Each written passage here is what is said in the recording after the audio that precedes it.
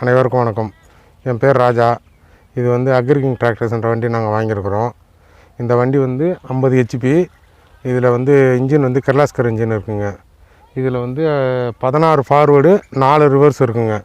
இது எதுக்காக இவ்வளோ கியர் வேரியண்ட்டுனா, ஆரம்பத்தில் எல்லாமே கேஜுவல் கல்டிவேட்ரு இது மட்டும்தான் யூஸ் பண்ணிட்டு இருந்தோம். அடுத்து வந்து ரொட்டாவேட்டர் ட்ரெண்ட் வந்ததுங்க. இப்போ எவ்வளோ கலப்பைகள் மாறி வந்துட்டுருக்குங்க. அப்படி இருக்கப்போ எல்லா இம்ப்ளிமெண்ட்டும் யூஸ் பண்ணுறதுக்காக இவ்வளோ கியர் வேரியண்ட் இருக்குங்க.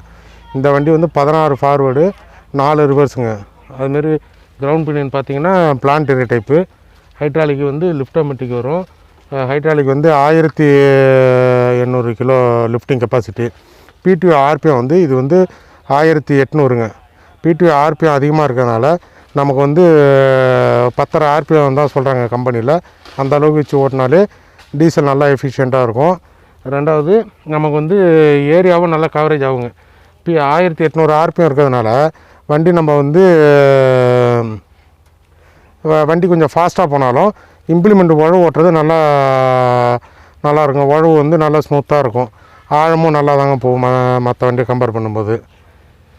இதில் வந்து 3 பிடிஓ இருக்குங்க. 540 இருக்குது, கிரவுண்ட் பிடிஓ இருக்குது, ரிவர்ஸ் பிடிஓ இருக்குங்க. இன்ஜின் வந்து கிர்லாஸ்கர் இன்ஜினுங்க. 3R1040 கிர்லாஸ்கர் இன்ஜினுங்க. இது ட்ரை டைப்பு ஏர் கிளீனர் தாங்க.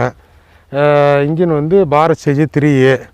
செல்ஃப்லாம் நமக்கு கம்ப்ளைண்ட் வர்றது, செல்ஃப்லாம் குயிக்காக இருக்கும்.